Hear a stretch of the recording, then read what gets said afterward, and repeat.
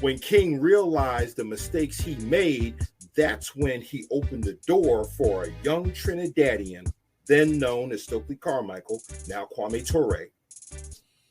Because King, even though he may not have agreed with the premise of Black Power, he knew that civil disobedience had already run its course, and a new generation was going to come with a different process.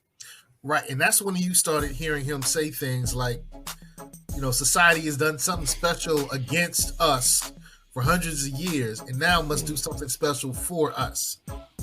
That's when we started talking about reparations. I'm sorry. Let me clarify. That's when King started talking about acts that can repair the situation. Because back in the 1800s was the first movement for reparations. So King didn't start that. I'm not initiating or saying that, but that's when he started talking about there have to be some reparative actions for what happened to our people.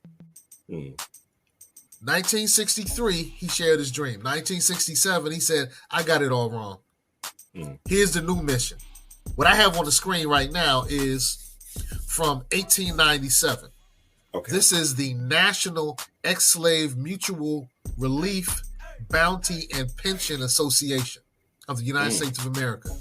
So in 1897, a group of ex-slaves organized by L.H. Dickerson in 1897 in Nashville, Tennessee, started this organization, and this is one of the first reparation movements. And I think King, and that's why I was saying with King understood that the new generation wasn't going to stand for what they had to deal with, the whole thing with Bull Connor and everything else, when he thought that the real goal was desegregation. It wasn't integration. Integration came when, all these white liberals started pumping money in, and they basically got in front of what became the March on Washington, and you basically diluted the real message, which was reparations. Okay. Hey, the same thing just happened with, I'm not a fan of BLM. I'm not pushing BLM. But the same thing happened with the movement for Black Lives and the marches that happened in 2020, 2019, 2018, 2021. With those uprisings and movements, we had people getting in front of the activities, pushing their own agendas. And once again, I'm not promoting or supporting BLM, but you saw that same thing happen.